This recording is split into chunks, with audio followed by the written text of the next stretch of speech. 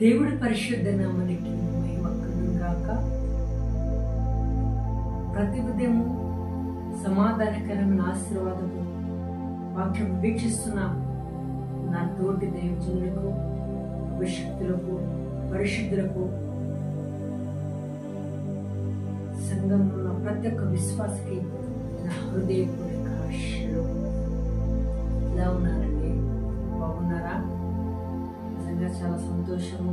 మీరు వాక్యం ద్వారా బలపరచబడి మా తండ్రి ఫోన్ కాల్స్ ద్వారా, కామెంట్ ద్వారా మీరు సాక్షిస్తూ దేవుని మహిమపరుస్తున్న విధానం స్తోత్రం చేస్తున్నాను. దేవుని నామానికి మహిమ కలుగుగాక.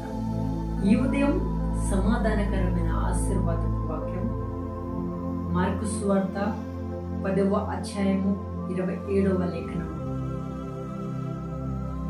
యేసు వారిని చూసి, ఇది మనుషులకు అసాధ్యమే, కానీ దేవునికి అసాధ్యము కాదు, దేవునికి సమస్తము సాధ్యమే అని యేసుక్రీస్తు ప్రభువారు శిష్యులకు అంటున్నాడు. ఇది మనుషులకి అసాధ్యమే కానీ దేవుడికి అసాధ్యము కాదు, దేవుడికి సమస్తము సాధ్యం. మనుషులు ఏదైతే చేయలేకపోతారో దేవుడు చేస్తాడు. హల్లెలూయా. ఒక అధికారితో నువ్వు మాట్లాడాలి, అది నీ వల్ల కావట్లేదు.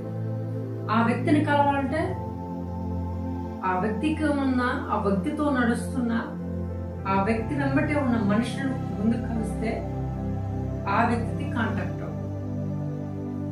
హల్లెలూయా. కానీ నువ్వు డైరెక్ట్ గా ఆ వ్యక్తితో మాట్లాడితే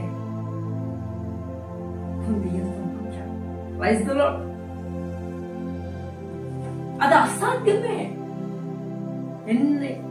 ఎప్పటికైనా అది అసాధ్యమే.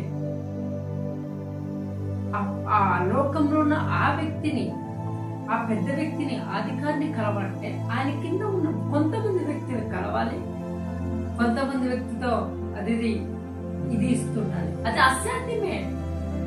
కానీ నేను ప్రకటిస్తున్న జీవంలో యేసుక్రీస్తుకి సమస్తం సాధ్యమే.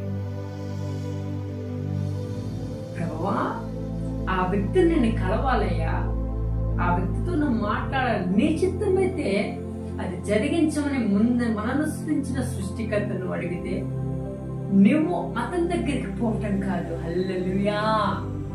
ఆ వ్యక్తి నీ దగ్గరికి వస్తాడు. Praise the lord. అది నా దేవుడి యొక్క కార్యం, అది దేవుడికి సమస్తము సాధ్యమే. ఈరోజు నీ జీవితంలో నువ్వేదైతే నా వల్ల కాదు, ఇది నేను చేయలేను అని అంటావు,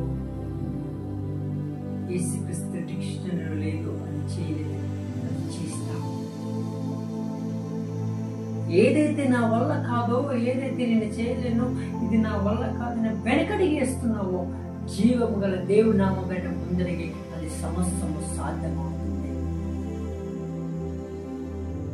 వ్యాపారం చేద్దాం అనుకుంటున్నావు, నా వల్ల కాదు అని వెనకడిగేస్తున్నావు. ఒకవేళ కుటుంబంలో చేయాలనుకుంటున్నావు, నా వల్ల కాదు వెనకడిగేస్తున్నావు. జీవం గల యెహోవా నామం పెట్టడం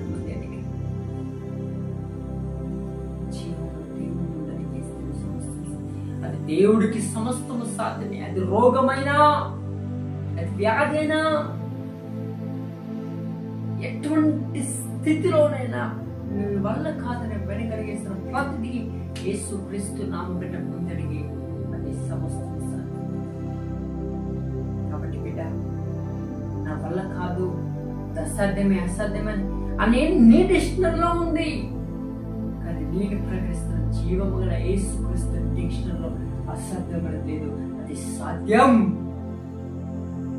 బిడ్డ, ఒకసారి మనసులో నీకు ఏదైనా నీకు తెలుసు. నువ్వు ప్రతిదినమో దేవుని దగ్గర ఏదైనా విషయం బోధాతో నీకు తెలుసు. దాని విషయం మళ్ళా ప్రభు గుర్తు చేస్తున్నాడు. ఒకవేళ చేసి చేసి అలసిపోయి ప్రభు చేయట్లేదులే అని పక్కన పెట్టేసినావేమో, అది ఎందుకు చేయట్లేదని ఆలోచిస్తున్నావా? అది దేవుడి చిత్తంలో ఉందని ఆలోచిస్తున్నావా? ప్రభా, ఇది నీ చిత్తమా కాదా?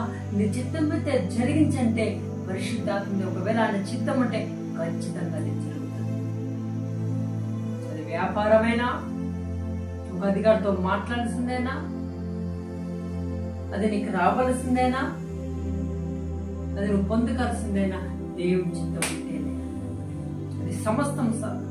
కాబట్టి బిడ్డ, దేవుని చిత్తంలో సమస్తము సాధ్యమైంది. కాబట్టి ముందుగా దేవుని చిత్తాన్ని గమనించి దేవుడు ఏది చేయమంటాడో, ఎలా ఉండమంటాడో నడిచి ఆయన చిత్తానుసారం చేస్తే సమస్తము సాధ్యం.